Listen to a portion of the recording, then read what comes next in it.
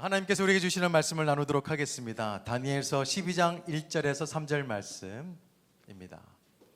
다니엘서 12장 1절에서 3절 말씀, 우리 한 목소리로 같이 읽어볼까요? 3절까지 시작.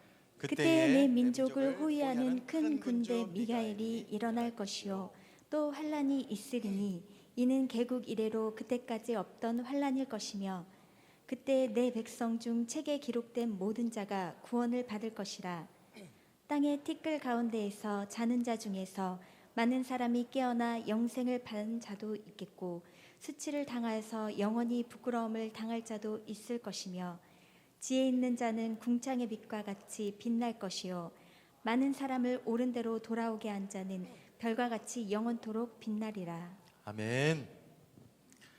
코로나가 발생하고 나서 저희 좋은 취미생활 하나가 없으셨습니다. 영화관 가는 거. 도대체 영화관을 언제 갔는지 진짜 1년이 다 되어 가는 것 같아요. 그래서 요즘 영화는 어떤 게 있나 싶어가지고 인터넷을 뒤지면 꼭 소개하는 것에 보면 스포주의라고 이렇게 쓰여 있어요. 스포주의가 뭐냐 하면은 영화 같은 것 줄거리나 결말을 미리 알려주는 것, 그것을 주의하세요 하면서 스포주의를 합니다. 사실 아직 영화를 보지 못한 사람들에게 있어서 이 스포를 당하게 되어지면 영화가 정말 재미가 없습니다. 드라마틱한 긴장감도 없고 또 반전의 놀라움도 없잖아요. 그래서 그런 것을 알고 보면 재미가 없어요.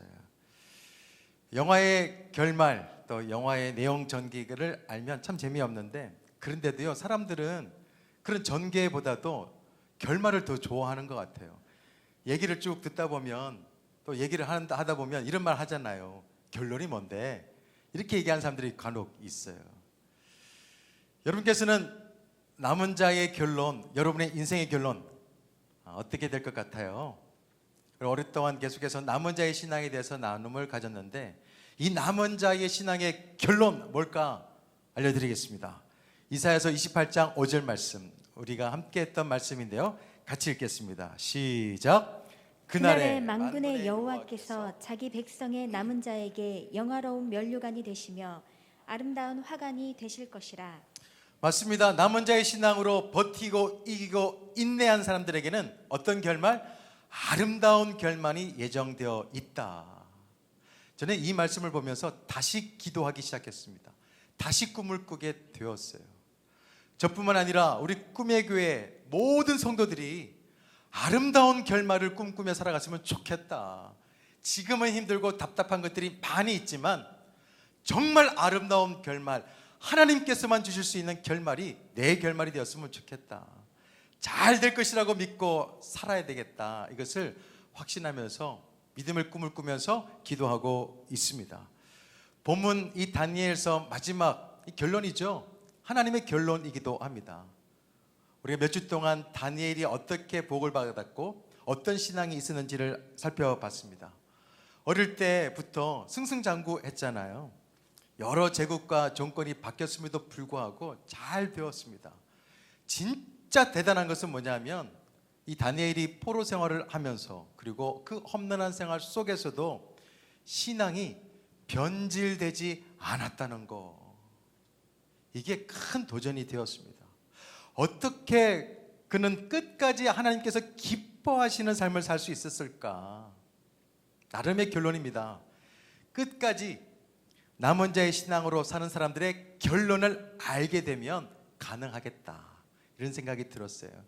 그래서 저는 오늘 여러분과 두 가지, 이 남은 자의 결론 두 가지를 나누려고 하는데요. 첫 번째는 남은 자가 이긴다는 사실을 꼭 기억하시기를 바랍니다. 우리 크게 한번 읽어볼까요? 시작. 남은 자가 이긴다. 본문 1절에 보면 그때에 이렇게 하면서 시작되죠. 내 백성 중 책에 기록된 모든 자가 구원을 받을 것이다. 그때에, 이때 언제냐 하면은 성도들이 환란이 끝날 때가 아니라 성도들도 환란을 계속 고난을 받고 있을 때예요. 동시에 악한 권세자들이 망하고 있을 때입니다. 이 말을 정리하면 이렇습니다. 그때는 남은 자들이 고난을 받다, 고난을 받을 수 있다. 그렇지만 동시에 승리의 뜨임을 알려주는 단어가 바로 그때예요.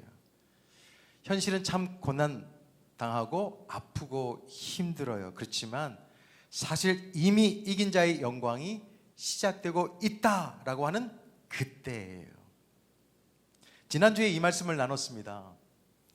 남은 자의 신앙을 가진 성도가 기도하면 어디가 바빠진다고 했어요? 천국이 바빠지기 시작합니다. 하늘이 바빠진다고 했어요. 그리고 천사들이 분주해진다고 했습니다. 남은 자가 기도하기 시작하면 이미 응답이 이루어졌다. 이것을 지난주에 나눴어요. 우리가 기도하면 크게 변화가 없는 것 같아요. 하지만 엄청난 변화가 이루어지고 있습니다. 어디서요? 하늘에서요. 우리가 보이는 데서는 잘 보이지 않을 수 있을 것입니다. 그렇지만 하늘에서는 이미 우리가 기도하는 순간부터 움직이기 시작하고 있는 거예요. 육신의 눈으로 보면 고통스럽죠. 그렇지만 영적인 눈으로 보면 우리는 모두가 승리할 수 있다는 사실을 꼭 기억하시기를 바랍니다. 이것을 아는 남은 자들은 좀 어려움이 있어도요, 믿음으로 인내하는 것을 볼 수가 있습니다. 그런데 좀 연약한 지체들은 악인들의 형통, 믿지 않는 사람들이 잘 되는 것을 보고 또 의인들의 고난, 믿는 사람들이 아파하는 것을 보면 의문을 가집니다. 여러분께서 잘 아시는 예레미야도 마찬가지였어요. 사역을 시작하기 초기에 이런 얘기를 합니다. 예레미야서 12장 1절 말씀에 보면 내가 주께 질문합니다. 악한 자의 길이 형통하며 반역한 자가 다 평안함은 무슨 까닭입니까? 도대체 이해가 되질 않습니다. 사실 우리도 의문이잖아요. 사람의 눈으로 볼 때 성도들이 환난을 당하고 아파하고 저렇게 믿음이 좋은데 왜 저런 고난을 당할까? 그렇지만 믿지 않는 사람들은 잘도 되는 거예요. 주식도 잘 되고 아파트를 사면 다 되고 되는 대로 다 되는 것 같아요. 근데 지난주에 RT 말씀 중에 대표 목사님이 그런 말을 하잖아요. 말씀을. 그거 시한부 형통이다. 가짜 형통이다. 그거 잊지 말아라. 여러분 오늘 잊지 말아야 될 것이 있습니다. 우리 남은 자의 결론은 반드시 이긴다는 사실을 믿으시기를 바랍니다. 인터넷에서 이긴 자를 한번 검색해 보세요. 그럼 누가 뜨냐? 신천지 교주 이만희 씨가 뜹니다. 이만희 씨를 이렇게 얘기하잖아요. 약속의 목자라고 말을 합니다. 그리고 이긴 자라고도 표현합니다. 근데 요즘 어때요? 굉장히 초라해 보이지 않습니까? 검찰로부터 5년 구형을 받았어요. 감옥도 갔습니다. 감옥에서 이런 말을 했어요. 영생불사할 사람이 하서는 안 되는 말. 감옥에서 사느니 차라리 죽는 게 낫다. 이제 많이 늙었어요. 이제 늙어서 죽게 되어질 것입니다. 그러면 배교자라고 불리질 거예요. 배신자가 생깁니다. 이게 이단들의 특성이에요. 잘 나간 것 같지만 그렇지가 않습니다. 다니엘서 11장의 말씀에 보게 되어지면 유대인을 박해했던 왕이 나와요. 안티쿠오스 4세입니다. 이 왕은 자기를 이렇게 불러달라고 얘기합니다. 에피파네스. 무슨 뜻이냐? 신의 현현. 신이 나타났다. 이렇게 불러달라는 거예요. 실제로 자신이 가지고 있었던 권력은 어마어마했습니다. 절대 권력이었어요. 그리고 애굽과 전쟁을 치러서 이집트를 이기게 되죠. 그리고 팔레스타인 지역, 유대인들이 살았던 그 팔레스타인 지역을 통치하게 되어집니다. 그러면서 신실했던 유대인들을 많이 죽였어요. 그리고 노예로 팔아버렸습니다. 그가 했던 짓 중에 하나가 뭐냐 하면 하나님의 성전 그 성소에다가 이방신을 모셨어요. 하나님을 욕되게 했습니다. 그리고 자신이 그 어떤 신보다도 더 대단하다 라고 했습니다. 근데 그의 결국은 어떻게 된 줄 아세요? 세상에서는 나름 잘 나간 것 같지만 훗날 내장이 썩는 병에 걸려서 죽게 되어졌어요. 세상의 관점에서 보면 이긴 자일는지 모르겠습니다. 그렇지만 하나님의 관점이 훨씬 더 중요해요. 성경은 그렇게 얘기합니다. 비천한 자라고, 비참한 자라고. 다니엘서 11장 21절 또 그의 왕위를 이을 자는 한 비천한 사람이다. 그런 말씀을 쭉 읽다 보면요, 이 사람의 결국은 어떻게 되느냐, 도울 사람이 한 명도 없다, 이렇게 끝나요. 도울 사람이 한 명도 없다. 잠깐은 세상 사람들이 권세를 잡고 이기는 것 같지만은 결국에는 누가 승리하냐? 믿음으로 남은 자들이 승리한다는 것을 잊지 마시기를 바랍니다. 끝까지 하나님의 편에 남아있는 자가 이기심을 믿으시기를 바랍니다. 지난주 수요 생수 때 대표 목사님께서 마스크를 쓰고 설교를 하셨어요. 나도 할 수 있겠지 싶어서 금요 기도회 때 제가 마스크를 쓰고 설교를 하려고 했는데 설교 전 기도하고 나서 주는 줄 알았어요. 그래서 확 벗어버렸어요. 순간 그 생각이 납니다. 올해 한 해 동안 살았던 삶이 참 이렇게 답답했다. 정말 답답했다. 마음껏 사역도 제대로 못했죠. 뭔가 올해 진짜 새로운 축복의 시작을 막 누리면서 섬기려고 했는데 마음대로 되지 않은 거예요. 교학교 교사들도 보면 정말 이번에는 뭔가 새로운 꿈을 꾸고 하려고 했는데 다 막아버리니까 너무 힘들어하는 거예요. 시온 찬양대도 마찬가지고 찬양하고 싶은데 못하는 거예요. 아마 여러분도 마찬가지였을 것입니다. 저도 너무너무 답답했어요. 삶도 답답하신 분들이 계셨을 것입니다. 고난 때문에 찾아온 여러 경제적인 어려움 때문에. 그렇지만 다시 한 번 더 확신하시죠? 남은 자가 이기심을 믿으시기를 바랍니다. 그래서 요한일서 5장 4절의 말씀에 보면 이렇게 말씀하고 있죠. 같이 읽어볼까요? 시작. 무릇 하나님께로부터 난 자마다 세상을 이기느니라. 세상을 이기는 승리는 이것이니 우리의 믿음이라. 예수께서 계속요. 예수께서 하나님의 아들이심을 믿는 자가 아니면 세상을 이기는 자가 누구냐? 어떻게 보면 우리의 실력이 이기는 것 같아요. 어떻게 보면 우리의 스펙이 이기는 것 같습니다. 어떻게 생각하면 우리의 잔머리가 이기는 것 같아요. 아니에요. 믿음이 이김을 꼭 믿으시기를 바랍니다. 말씀이 이깁니다. 기도가 이깁니다. 그리고 우리가 예배가 이깁니다. 결국 남은 자는 이길 수밖에 없어요. 그래서 끝까지 남은 자의 신앙으로 승리하시고 또 하나님께서 주시는 놀라운 축복을 받으며 살아갈 수 있는 복 있는 삶이 다 되시기를 예수 그리스도 이름으로 축원드립니다. 또 한 가지 남은 자의 결론이 있어요. 그것은 이긴 자가 누릴 수 있다는 것입니다. 맞아요. 이긴 자가 누립니다. 2절 3절 말씀 천천히 같이 읽도록 하겠습니다. 시작. 땅의 티끌 가운데에서 자는 자 중에서 많은 사람이 깨어나 영생을 받는 자도 있겠고 수치를 당하여서 영원히 부끄러움을 당할 자도 있을 것이며 지혜 있는 자는 궁창의 빛과 같이 빛날 것이요 많은 사람을 옳은 대로 돌아오게 한 자는 별과 같이 영원토록 빛나리라. 무슨 말씀이냐 하면은 하나님께서는 세상에 대해서 결론을 낼 때가 있다는 거죠. 하나님께서 이제 심판하실 때가 있다는 것입니다. 그때 어떤 사람들이 있어요? 영생을 받는 사람도 있고 수치를 당한 사람도 있고 부끄러움을 당하는 사람들도 있고 그리고 멋진 표현이 하나 있습니다. 하늘의 별처럼 빛나는 지혜 있는 자도 있다. 말씀을 보면서 깨닫는 것은 하나님의 결론은 사람과 다르다는 거죠. 아주 분명하다는 것입니다. 악한 자는 망한다. 대신에 여러 고난을 이기고 하나님의 뜻대로 살려고 했던 남은 자의 신앙으로 살았던 사람들은 반드시 이긴다. 그리고 하나님의 명예를 누리게 되어진다. 약속의 말씀입니다. 그렇기 때문에 우리는 악한 자들의 믿지 않는 사람들의 잘된 그 형통을 보면서 부러워할 것이 아니라 오히려 하나님의 뜻대로 살지 못하는 우리의 삶에 대해서 안타까워할 수 있어야 됩니다. 하나님의 결론은 다른 것이 아닙니다. 하나님을 믿는 모든 사람들이 다 이기고 하나님의 명예와 하나님의 영광을 누리는 거예요.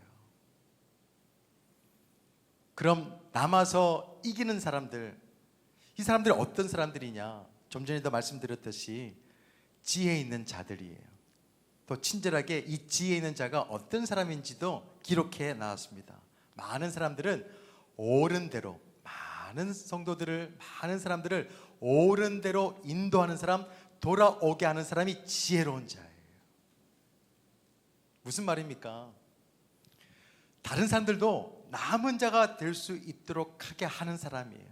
나만 잘 되겠다라고 사는 사람이 아니라 우리 주변의 사람들을 돌아보면서 그들도 남은 자가 될 수 있도록 인도하는 사람.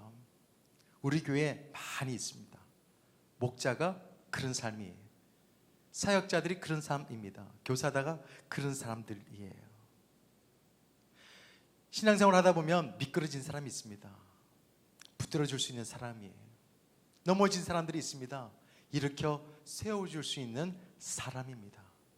비방할 것이 아니라 그 사람을 붙잡고 안고 울어주는 사람이에요. 함께 남은 자로 승리하기를 원하면서 걸어가는 사람들이에요. 이런 사람들은 성경에서 말하죠. 별처럼 빛날 것이다. 바라기에는 오늘 예배 드리시는 모든 분들이 남은 자의 신앙으로 함께 더불어서 정말 하늘의 별처럼 반짝반짝 빛나는 하나님의 영광을 맛보고 누릴 수 있는 복 있는 인생이 다 되시기를 예수 그리스도 이름으로 축원드립니다. 그렇다면 남은 자로 이기고 남은 자로 누리며 살아야 될 텐데 어떻게 해요? 13절에서 답을 찾을 수가 있습니다. 다니엘서의 마지막 말씀이잖아요. 우리말 성경을 보면 이렇게 되어집니다. 너는 마지막까지 내 길을 가라. 내가 죽어 평안히 잠들어 쉴 것이다. 너는 마지막 날에 일어나서 내 상을 받아 누릴 것이다. 여기서 보니까 너는 마지막까지 어떻게 해요? 네 길을 가라. 이 말이 참 와닿았어요. 우리가 할 일은 다른 것이 아닙니다. 마땅히 가야 할 길을 걸어가는 거예요. 마땅히 해야 할 일을 하는 것입니다. 크고 작든 상관이 없어요. 우리에게 주어진 하나님께서 우리에게 맡겨주신 그 일을 묵묵히 해 나가는 거예요. 그것이 남은 자들의 신앙의 삶입니다. 그러면 하나님께서 우리에게 약속하신 상을 주신다는 거죠. 이렇게 살았던 삶이 대표적인 모범된 삶이 다니엘하고 세 친구예요. 남은 자에게 이김을 주시고 누리게 하실 것을 믿으니까 그 어떤 왕에서도 주눅들지 않습니다. 우리는 선생님 앞에서도 주눅들 때가 있고 일개 사장 앞에서도 주눅들 때가 있는데 이 다니엘과 세 친구는 그 어마어마한 왕, 세계사적으로도 굉장히 큰 왕 앞에서도 주눅들지를 않았어요. 떨지도 않았습니다. 무서워하지도 않았어요. 우상 앞에서 절하지도 않았습니다. 남의 눈치도 보지 않았어요. 왜 그랬을까요? 남은 자의 신앙으로 끝까지 살면 내가 승리할 수 있기 때문에 라는 것을 확신했기 때문입니다. 저는 이 다니엘을 보면서 깨닫는 게 있어요. 우리 지난주까지는 이런 얘기를 했죠. 신앙 생활을 해라. 신앙 생활을 하라고 말씀드렸어요. 우리의 신앙이 생활이 될 수 있도록 해라. 굉장히 중요한 말씀인데 이 결론의 말씀을 보면서 깨닫는 것은 이것이었습니다. 이 다니엘의 생활이요 곧 신앙이었어요. 너무너무 도전이 되었습니다. 그가 사는 그 생활이 곧 신앙이에요. 여러분의 생활이 신앙이 되었으면 좋겠어요. 신앙생활하기 위해서 애쓰는 것도 굉장히 중요한데 우리 삶이, 우리의 언어가, 우리의 태도가, 우리의 생각이 신앙이 될 수 있다면, 생활이 신앙이 될 수 있다면 얼마나 좋을까. 이것이야말로 남은 자가 살아가야 될 삶이지 않을까, 이런 생각을 하게 되었습니다. 저명한 신학자이죠 아브라함 카이프는 이렇게 말합니다. 당신의 삶에서 신앙의 확신과 반대되는 원리들이 당신을 이기기 시작할 때 어떻게 될까요? 당신은 전투를 하도록 부름받으며 그때의 평화는 오히려 죄가 된다.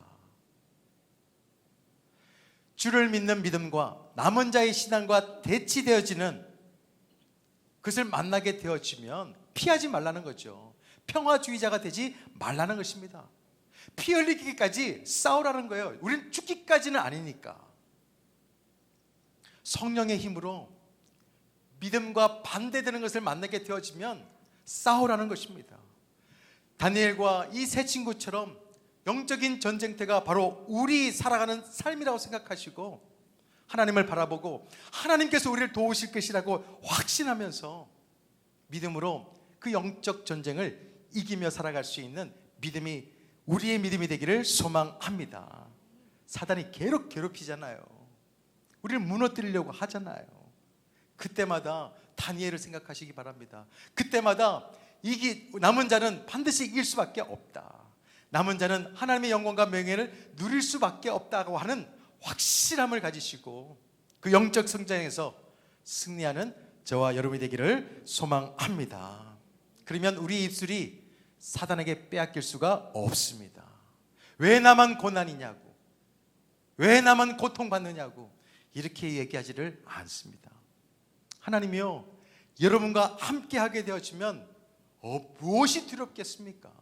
주님께서 우리를 도와주신다고 하시는데 무엇이 무섭겠습니까? 주님께서 우리를 위하시는데 어떤 대적을 우리가 이기지 못하겠습니까? 다니엘을 보니까 사자굴에 하나님이 있다고 믿으니까 사자굴에 들어가잖아요. 새 친구들도 마찬가지입니다. 풍무불에 주님께서 계시다고 믿으니까 불덩이 속으로 훅 들어가잖아요. 고난 속에 주님이 있다고 믿게 되어지면 우리도 얼마든지 들어갈 수가 있어요. 힘들어도 들어갈 수가 있습니다.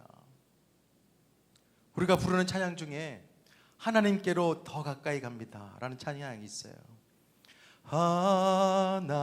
하나님께로 더 가까이 갑니다. 같이요. 고통 가운데 계신 주님,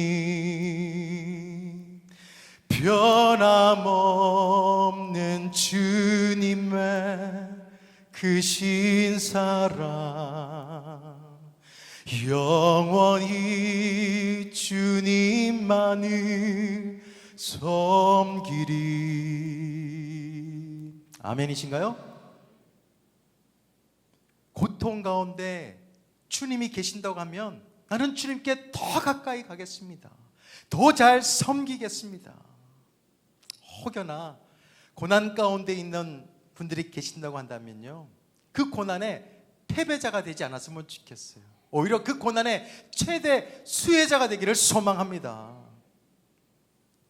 이긴 자의 승리를 선포하세요. 믿음으로 선포하시길 바랍니다.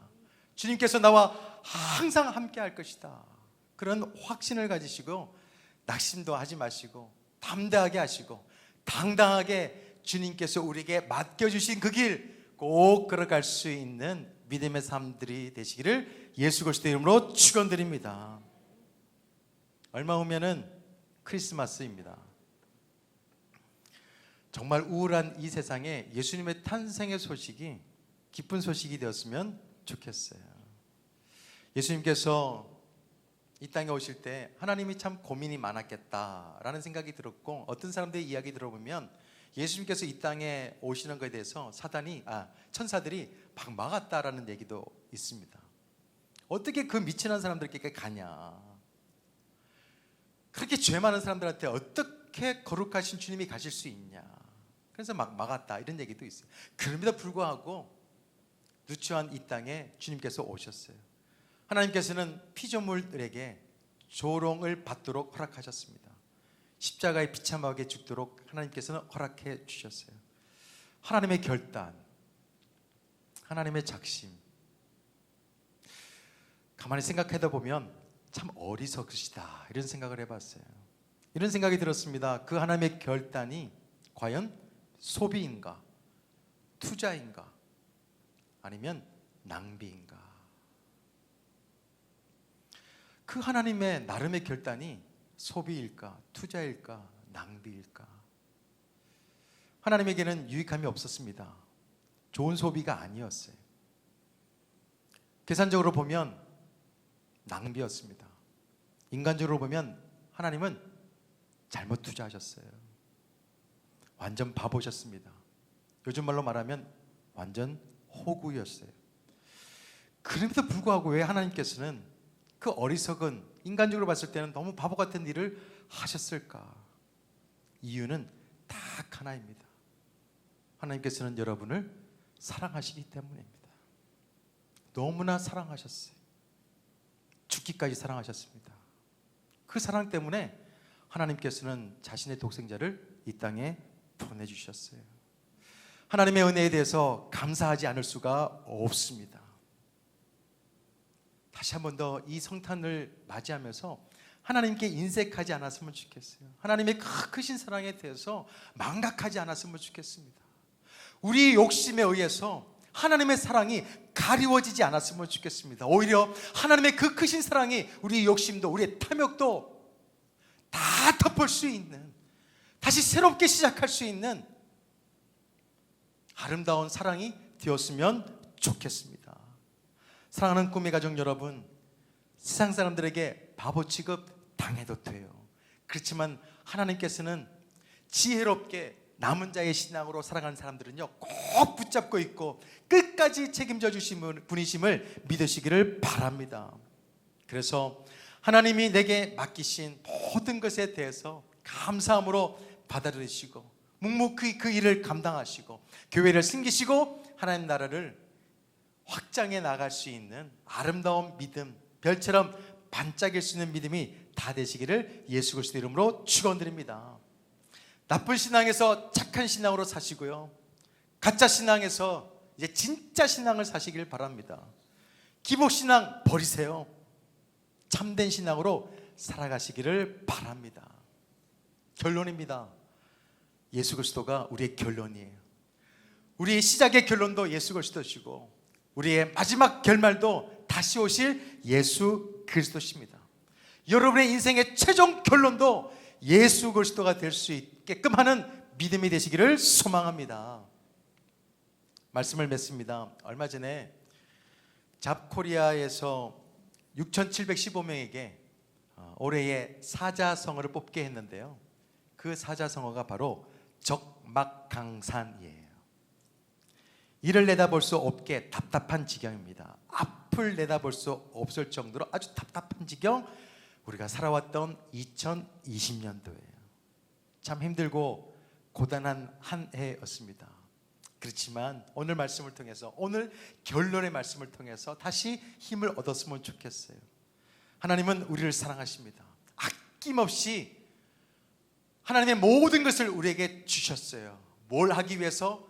남은 자의 신앙으로 반드시 이길 수 있도록 하기 위해서, 그리고 함께 더불어서 하나님의 영광과 하나님의 명예를 누릴 수 있도록 하기 위해서 하나님께서는 지금도 우리와 함께 해주시고 임마누엘 해주심을 믿으시기를 바랍니다.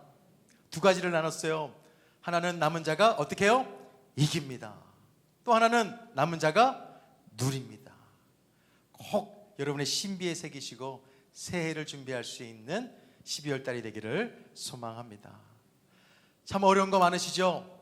우리가 이 찬양하시면서 다시 일어났으면 좋겠어요. 왜 슬퍼하느냐?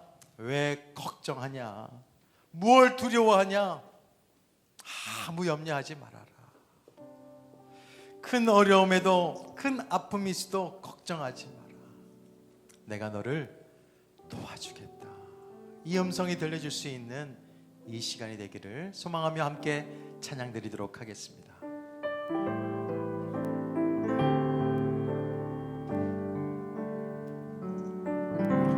왜 슬퍼하느냐? 왜 걱정하느냐? 무엇 두려워하느냐?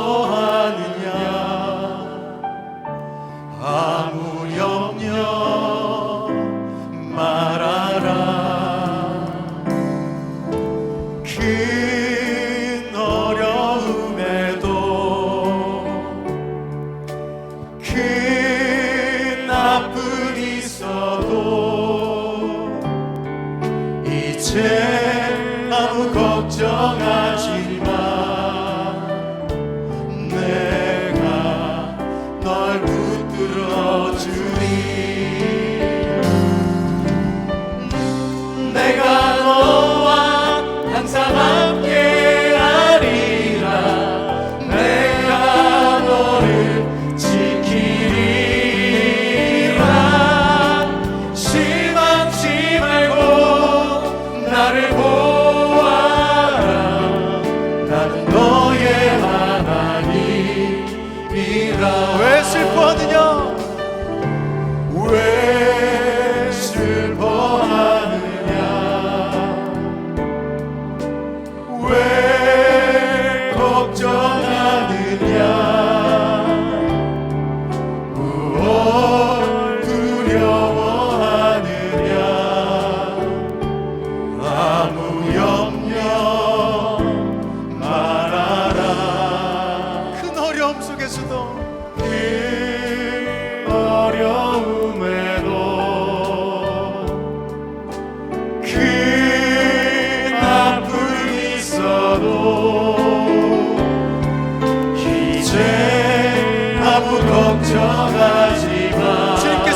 말씀하십니다. 내가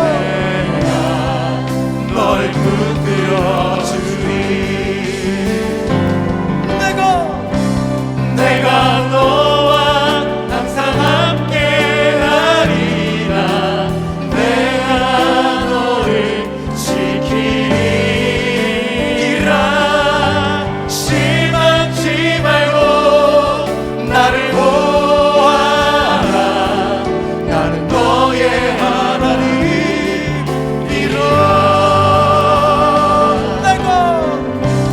내가 너와 항상 함께 하리라. 내가 너를 지키리라.